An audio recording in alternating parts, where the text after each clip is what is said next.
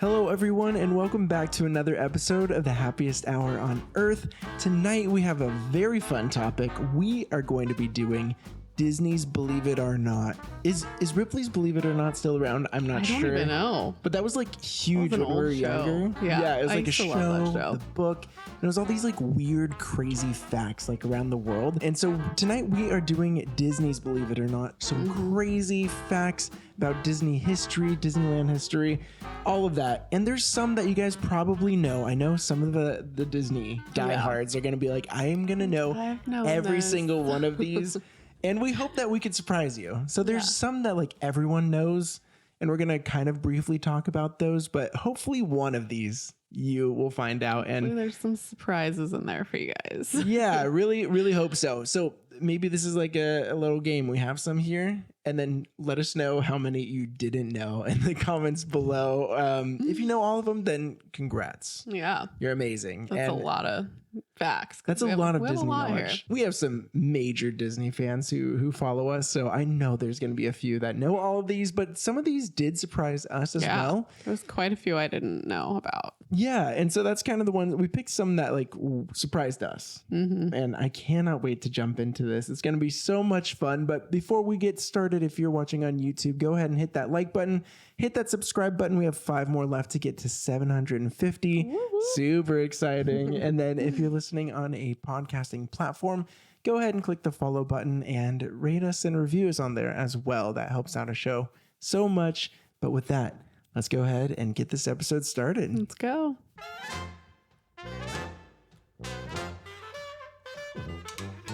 All right, so before we fully jump into this list of like the ones that we really wanted to talk about, we wanted to do kind of like a quick fire round.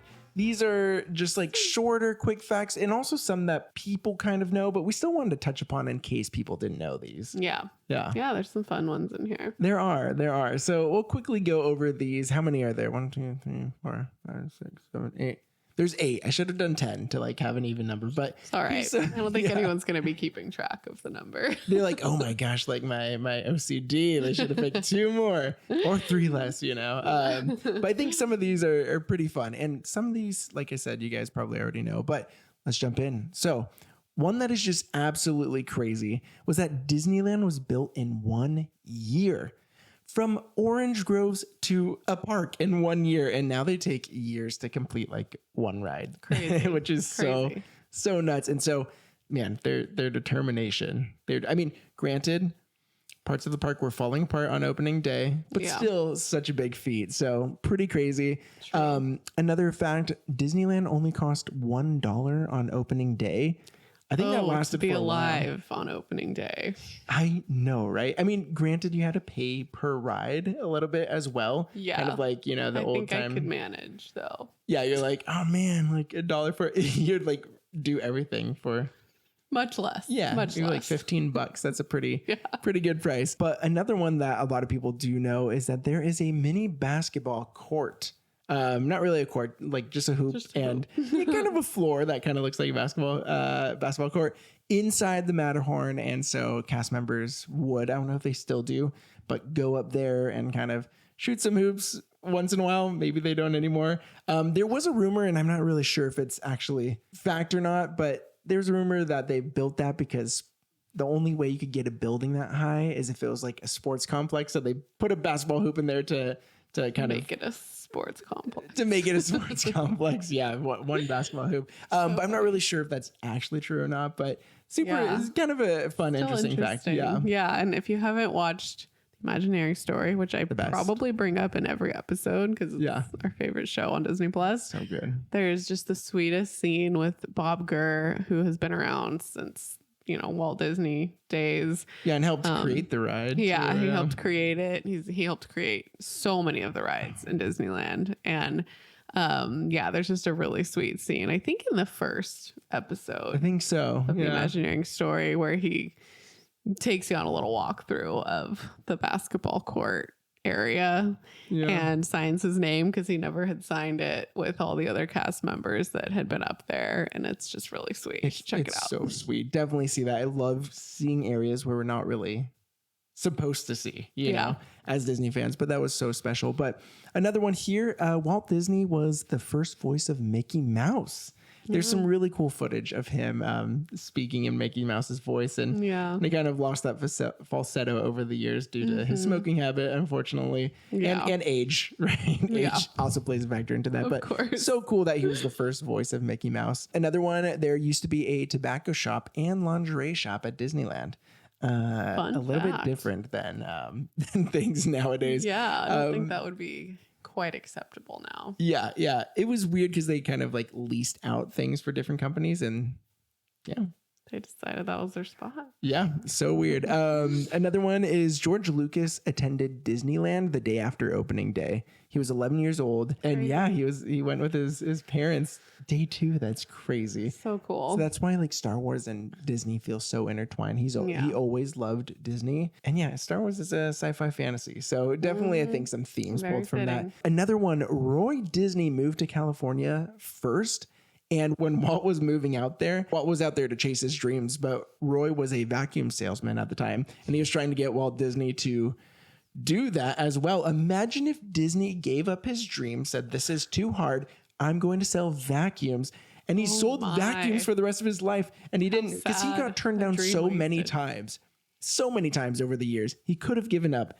And then it would have been Walt Disney, the vacuum salesman, instead of what we have today. That just like Walt Disney was. It gives me the chills thinking about how one action could have drastically changed everything.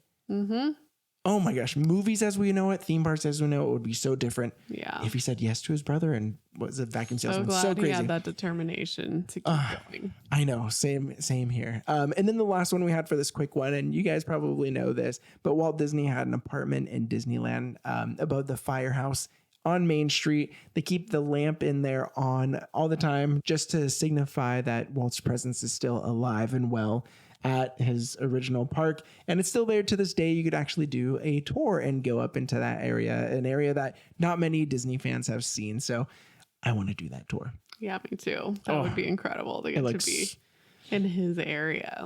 I mean, so crazy to think that he spent so much time there when he was alive. So awesome. He used to just peer out that window and watch everyone enjoy his park. So cool. Crazy to see from that vantage point. Be like, this is where he stood looking at his park. I love it. Maybe one day. Yeah, for sure. But moving on, we're going to start on the not so quick fire. Believe it or not. So our first one is also going to be about Walt. And that is that he holds the record for the most Academy Awards won by a single person. To this day. To this day. And the Oscars just happened. But he holds the record with 26 Oscars.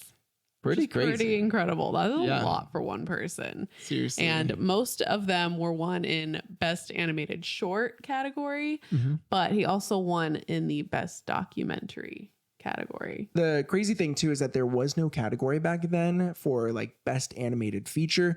There were films. I think Beauty and the Beast was the first animated movie to actually be in the best film category. So before there was even like best animated feature, which happened in like 2001, I believe, with Shrek winning the first best animated feature. Awesome. Go Shrek. Wow. But Beauty and the Beast actually was in the best film category as really? Animated movie. And then every other one was live action. So, I mean, incredible movie, but yeah, if that was a category back then, no one was really doing animated features, but he would have won even more, which is so crazy. I'm sure he would have. Yeah. And if you haven't listened to our last episode, we hosted the Disney Oscars. It sounds more immaculate and amazing than it actually was. It was just us here. We didn't even dress black tie, but we did talk about the Disney best. A lot of favorites.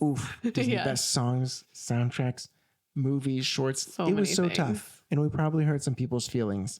Because it was just insanely hard. But tough choices to make, but someone had to do it. Someone had to do it, and that was us. Yeah, pretty crazy. Fun, it was so fun. Next year, if we do something like that, we will dress up black tie. Yeah. When we don't have, a 6-month-old and a 3-year-old. Yeah, we have a little more time to get prepped for things. Yeah, I am constantly in pajamas because I'm a work from home dad, and Yeah. I just am too tired to dress up at anything. And Yeah. I chase kids around all day, and I'm usually also in sweats or leggings. Yeah, it's a tough life, but it's a great life. So good. But moving on, our next one also has to do with a movie, and this one kind of the total opposite of what you want your movie to do. Instead of wanting to win an Oscar, this is the thing you do not want to happen to your movie. This one is Toy Story 2 was saved by a baby. Sounds funny, right? Kind of sounds funny, but this story goes, when Toy Story 2 was nearly completed and set to release soon, like pretty much they were going to hand it off and it was going to be in theaters. Someone was doing routine file maintenance when they accidentally fired the wrong command. Just probably a slip of the finger, and all the animators started seeing bits and pieces of characters and then the actual characters getting erased. And eventually all the characters were gone along with 90% of the film. And to make matters worse, the backup servers weren't working for weeks. But thankfully, this is probably like one of the first cases of like a work from home person, but thankfully one employee had given birth a few months before that. And so she was working from home and she had to find an alternate way to like copy the database for the film to her computer at home. So she was like backing up things to her home computer because all the servers at Pixar Animation Studios, everything was gone. 90% of the film. So what they did, they called her up. Imagine. She said that everything was good. They like went over there, wrapped up her computer. I heard that one of the head ups at Pixar was like sitting in the car, like straddling the computer as they brought it to the animation studios, drove it very slowly. That would be a finally sight. got there, plugged it in, and they were able to recover most of the film. Crazy. So if that lady did not have a baby, and imagine if they're like, no, you can't work from home, you're coming in. They would have had to redo the whole thing. Which probably took Years. Years. It takes forever. And on those super slow computers Oh back in my the day. gosh, yeah. Imagine then it took probably double the time that it takes now. Yeah, maybe even more. If you Like, consider like how much technology has improved since those days. because that, I think Toy Story 2 came out in 99 or 2000. Oh yeah. Okay, yeah. Bugs it was Life might have Toy been Story 98. But yeah, so ccrazy. Wild. Scary. I'm so but thankful they that saved that it. woman had a baby I know. and was at home working. Could have been so bad. And this is another, I didn't double check this, but I believe Toy Story 2 was supposed to be like a straight to video movie. And then they liked the story so much that Disney decided to put it in theaters. Oh, well, which is I'm pretty so crazy. glad I they know. did. I loved it. such So a good one. I'll have to fact check myself on that later, but that's what I did here. So. I feel like one of those, maybe Toy Story 2 might have been like one of my first movies in theaters. Yeah. Maybe. I I would can't probably remember say for the same, sure, yeah. but I feel like the age kind of makes sense. and Yeah. It was animated, so it's probably like what my parents would have taken me to see. I was a huge Bullseye fan. I had Yeah. a Bullseye toy. It was So good. I So love good. Bullseye too. Ah, I was so a big amazing. horse girly growing up, so I was definitely a Bullseye fan as well. yeah, so much fun. Okay, so next up, we're going to be talking about Rock and Roller Coaster, Yeah. which is now a 25-year-old ride. Can't believe it. Not that much younger than us. Yeah. It's Weird. crazy. So the fact here that is crazy is that Aerosmith was not the original band that they wanted to have as the theming for that ride. Which is I weird had no because I idea. feel like it fits so perfectly. I mean, Yeah. I think they'll eventually change it, but Mhm. it's felt so great. You know? It feels perfect, and it definitely feels more perfect to me than any of the options that we're about to talk about. So This was new to us. yes, actually, I had no idea about any of this, but the first band that Disney asked was the Rolling Stones to do Rock and Roller Coaster. Rock and Roller Yeah. Coaster. And I guess, to be honest, I don't really know many Rolling Stone songs. Sorry. Yeah, I You're a know big more fan, but Aerosmith. Yeah. I definitely For know some more reason. Aerosmith. And yeah, the Rolling Stones were asking for $10 million. And this was in the 90s. So Yeah. There's a lot of that's money. a chunk of money. Even now, that's a lot. So back Yeah. then, that's like absurd. So it was too high, and Disney said nope. And then they asked Kiss, that was their second option. And little rock and roll all night. Yeah. That would have been fun. I mean, I guess it would have been cool, but their asking price was even higher than the Rolling Stones had been. Which is kind of funny. I feel like that makes them seem like such divas. Like, yeah. It's like, you like, really oh. have to ask that much? Yeah. Like, Yeah. Jeez. Crazy. So once again, Disney said nope, moved on and asked U2, who was their third choice. But U2 wasn't interested. Yeah. They said, no, thanks.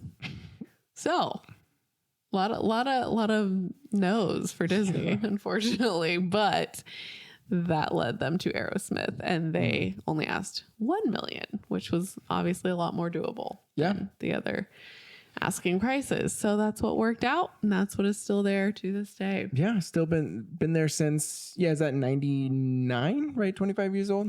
Yeah. Or wait, 90. Yeah. Yeah, We're in right. Okay. 2024. Yeah. Yep, good math. Crazy. So I'm wondering if I'm sure they'll change it at some point. It's felt fun and great, Yeah. but I think at some point I it think will they'll switch it out. Yeah, it'll switch out. Which I'd be fine with, because it is Yeah. fun to kind of just like change things up. Like, obviously it's fun, but it's not something that I would ever be like too heartbroken about, to get like a new vibe in there, I guess. Yeah, we've talked about this in the past, but will they go kind of the route that Cosmic Rewind goes, where it switches songs, keeps it like really different and fresh, and just kind of do it still rock and roller coaster, but maybe have a couple different songs, right, in bands? I think that could would do be really that. fun. So it's just kind of like, Something I've thought different about every the time. history of rock and roll. So sometimes you're going to get something from like the 60s, sometimes it'll be the 80s, sometimes 90s, 2000s, Ooh. right? My gosh. Rock and roll coaster through the decades. I don't know. Yeah. Rock and roll. That's a fun idea. So maybe they do that. That would be really interesting and fun. And I think rewritability is so popular now, of like, okay, you get a new song every single time, so you want to go on it. Keeps So I people think they coming could do back. that. Yeah. So that'll be interesting. Now it's just going to turn into a armchair imagineering episode. But Would be anyways, moving on to the next one. This is also within the music realm at Disney, and this one is crazy.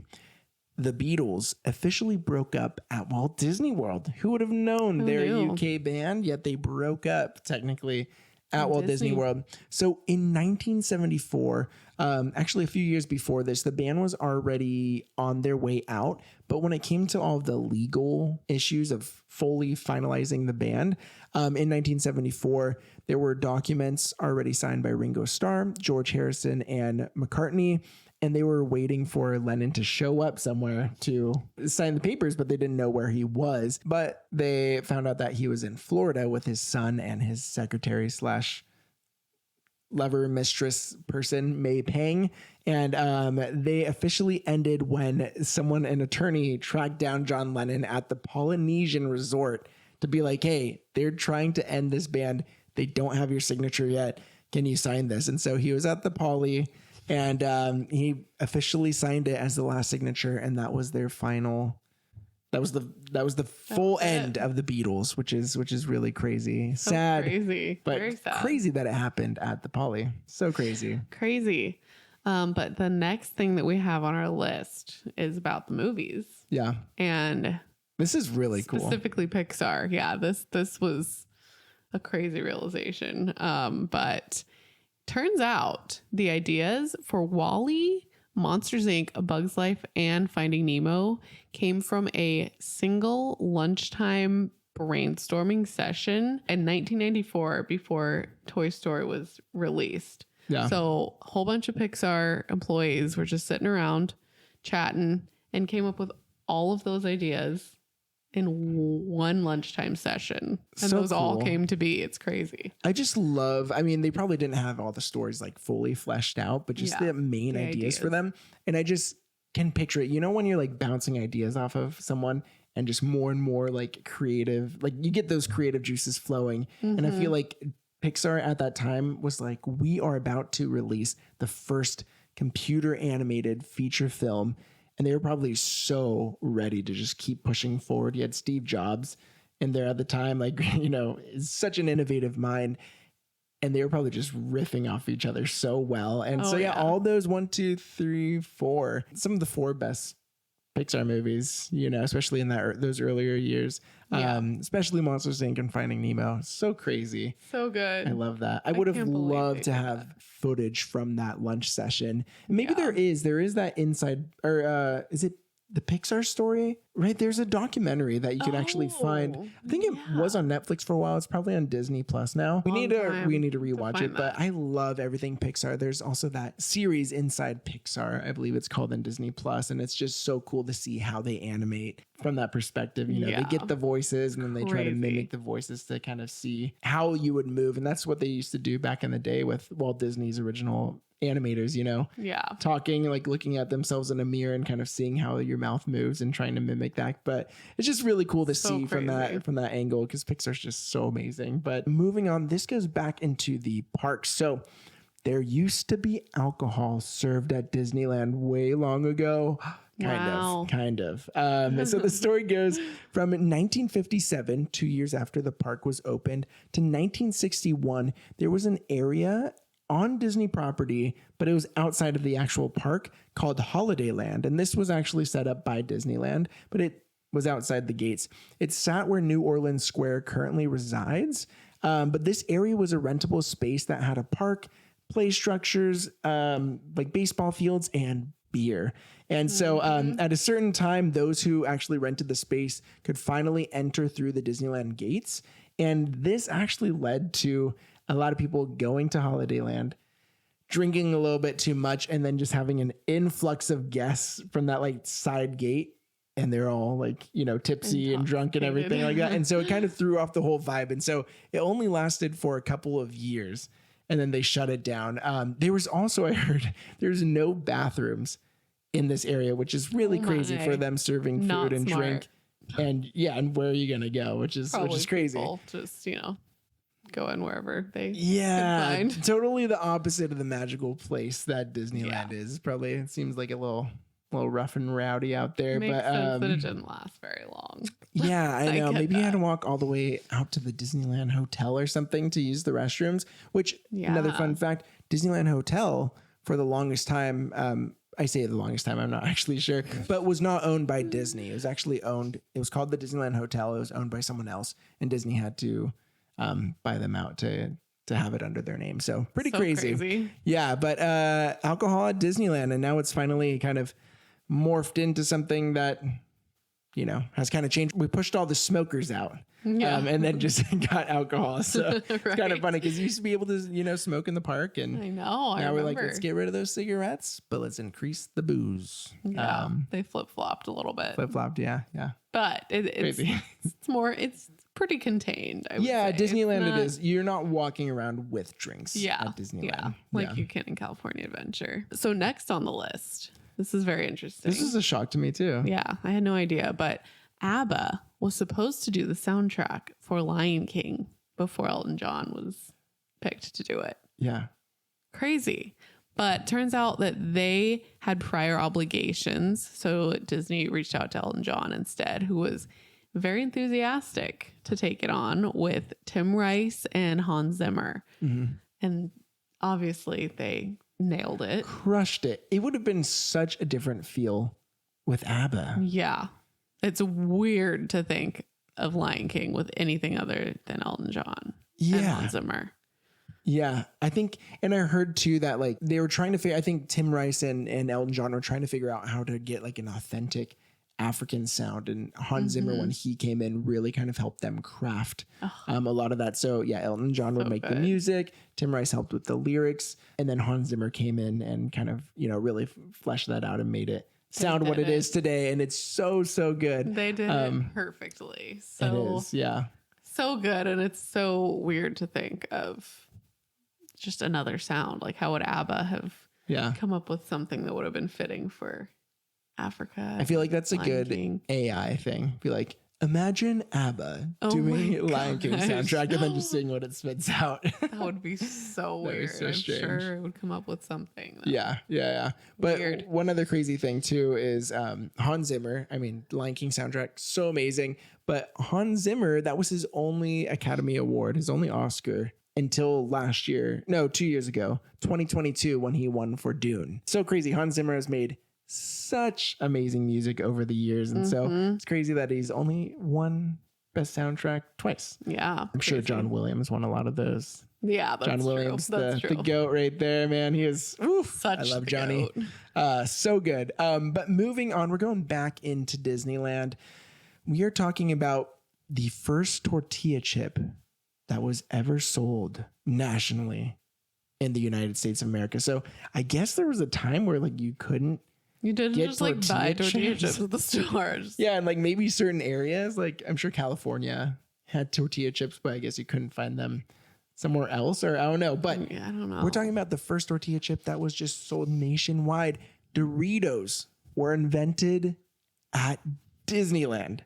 Crazy. I mean, one of the best snacks, right? Like, I love a good I'm Dorito. craving them now. I know I They're am. literally Which one's the most nacho addicting. cheese or Cool Ranch? Nacho cheese. Always Yeah, I'm always my nacho. fave. Yeah, nacho cheese. And they're Remember so those Doritos incredibly Locos bad for you. tacos? Taco Bell? Yeah, So I good. do. It was bomb. If Disneyland did not make Doritos, we wouldn't have a Doritos Locos tacos. So sad. True. Or we wouldn't have tortilla chips. I don't guess. think that they're there anymore anyways. Yeah, still so good. But okay, let's talk story here. So during the early 1960s, Casa de Fritos, which is now Rancho del Zocalo in Frontierland, in Frontierland, they were trying to find a way to utilize the excess tortillas that weren't being eaten by, the guests and everything. So they're trying to figure out, like, what do we do with that? How could we create a snack out of this? So they started cutting them up, frying them, and seasoning them. And they actually, where they're going with the goal was to make them taste like chilaquiles. I was going to say, I wonder what they used to season it back then. I'm sure it was a lot less artificial than what it is now. So that was they were trying to make like chilaquiles, little broken up tortillas. And so that's what they did. And they went crazy at the parks. Apparently guests loved them so much. So many people were buying these Doritos. I don't even know if they were called Doritos at the time. But did they have another name? Yeah, I don't know. Where did Dorito come from? Yeah, so crazy. But apparently due to their popular demand in the park, the VP of marketing at Frito-Lay said, we can't let this be a Disneyland only snack. So they decided to sell them outside the parks as well. And that's how we got the first tortilla chip that was available all around the country.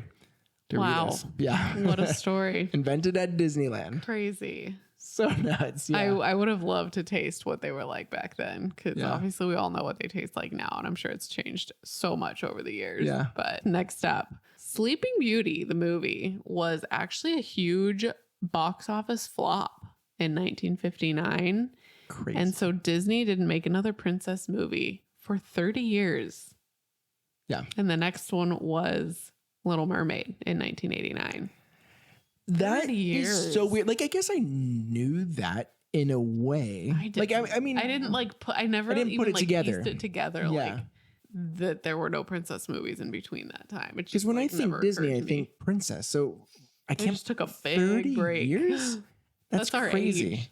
Yeah. Our entire lifetime, they didn't make a princess movie. Yeah, that is very shocking. That was a big, bold move to be like, oh, this one didn't do well, so let's just not do princess movies. And I'm so glad we're seeing princess movies come back, because I do feel like after the Renaissance era, there was a lot of princess movies during that time, and then they fell off again. But then now we're getting them back, which feels so Disney to me. But I mean, you have to. I can't believe Sleeping Beauty was a flop, though. When I think Disneyland, I think Sleeping Beauty because of that castle. I know. And it's just such an iconic movie. It is. So it's funny I love that it was such a flop. It's crazy to think that it was a flop because it was so magical, and like Maleficent was such a she was like intense villain. Like the whole story was so good. I'm surprised that it didn't do well. Yeah, and I don't know how reviews were, but I guess just people going to see the movie. Yeah, maybe there just wasn't a lot of like buzz about it before it came out, and it just. People didn't go see it. Weird. Super weird. Oh, but speaking of buzz about the movie, trying to get the movie, marketed and all this stuff. Yeah. Yeah, very interesting. But the castle was actually supposed to be Snow White, because obviously the first princess movie ever, that's what it was going to be based off of. But they decided to change it to Sleeping Beauty's castle because the movie was going to be coming out soon. Obviously, it was 55. Yeah, 55 to 59. Still 4 years. But they must have been kind of like working on the movie and being like, yeah. oh, this is like the new movie. We better like base this castle Yeah. off of this princess. And still it was a flop, meaning Crazy. people were loving Disneyland That is for so years, but surprising. still Yeah, it didn't now that I do think about well it like that. at the box. Yeah, it's weird. You'd think that they'd be like, oh, this castle is based on Yeah. this movie. It better be a good movie. Let's go see. Yeah, so crazy. I love Disney princess movies though. So Yeah. sad that we didn't have any for 30 years. That's such a Crazy. big gap. But, you know, they came back hard with them. They did. They really so did. we Gosh. got some of the best ones after that. Yeah, totally. All right. So the last one we have here, and there's a lot of crazy Disney history facts. Maybe we'll do a part 2 at some point because there's just some really fun ones There's to think so about. But much. yeah, but this one might not seem as big and grand as some other ones, but there's something very special about this one. Mm-hmm. And we'll kind of break it down after. But Walt Disney, when he was a kid, played Peter Pan in his school play. And so the original play that Walt Disney saw, he actually saw it in Marceline, Missouri. I think the play came through his town, was in 1904 that it was actually created. I think he saw it a little bit later. I think he was close to like 10 years old when he saw it. Mm-hmm. But ever since he saw that play, he just loved Peter Pan. So he played him in the school play, and Roy Disney, his older brother, worked the ropes to lift Walt Disney up in the air and everything, which is so great. But Disney wanted to create a Peter Pan movie from the very beginning. I think even before Snow White. He was like, this character, it meant so much to Walt Disney. Yeah. So he wanted to do it, but he didn't believe that the animation technology was advanced enough to fully make Peter Pan the way he wanted to do it. I know he talked about Neverland and the flying sequences and all of that. He wanted to make sure that one of his favorite stories was done well. And so they did a whole bunch. 1937, Snow White, first movie. And I guess he didn't feel like they were ready to do it until 1953. So quite a long, quite a good couple of years before they actually made it. But it came out so perfect. I mean, so perfect. So magical. And of course, after the movie in 53, Walt Disney wanted to have that as an opening day attraction. And same with the movie, where he wanted to make sure that the technology was there to create something so amazing. The Peter Pan ride was unlike anything else at the time, with the suspended ship track that you're on. It's just so special. And so good. It meant so much to him. And I think it's so fun to think about that, because Walt was almost like the boy who never grew up. You know, he always was dreaming.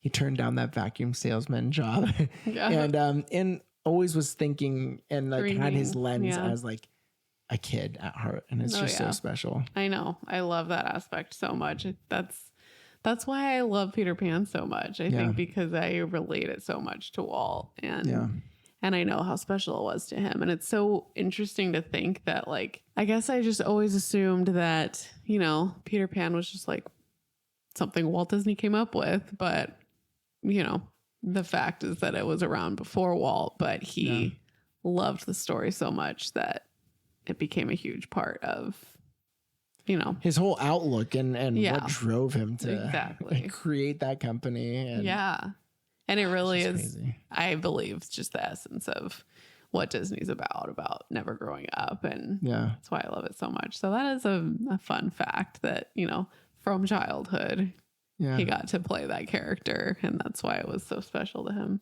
Yeah. Oh, man. I love that so much. That must have been so great when he actually finally finished that movie. Yeah, it must have felt like a big accomplishment. Yeah. And as they were working on that, he came up with the idea for, you know, Disneyland. They started building Disneyland, and just a place where you could always release your inner child, be a kid again, and really let out that young at heart that people have within them. Oh, I love it. I love it so much. But I got in your feels. It got in my feels, man. Walt Disney is just the best. And I really wish he was around for just, you know, to see more of what his company did and how many lives he impacted. But me too. It's so sad that he was gone too soon. But with that, how many did you guys know? Were there any that you didn't know? I would love to hear you guys in the comments below. Tell us which fact was a surprise to you. We had a couple here, but it's always just kind of fun listening back. To some, even if you do know them, maybe you learned a little tidbit that you didn't know before. But Yeah, so there's a many fun lot. ones. And if you have any that we didn't Yes. list off, if you have anything crazy that you know that we don't know, let us know. Please do. Yes, that'd be so fun. Just have a huge comment section full of More Disney facts. crazy facts. I'll say that, a huge comment section, then we'll get like one comment. Whatever, Sweet. one comment. Whatever. Yeah, one comment Maybe. is great enough. Be that first comment on there. That'd be Yeah. awesome. But Instagram, I feel like we'd be more likely to get yeah. some comments. If you're following us on Instagram, when this episode drops and we have a post about it, go let us know if you have some facts for us. Definitely, yeah. Maybe we'll make a part 2 with all of your guys' crazy Disney facts. But thank you so much for listening. You guys mean so much to us. Your support is just amazing. is. Really keeps us going. But we will see you guys all next week for another episode of the Happiest Hour on Earth. See you then, guys. See ya. Bye. Bye.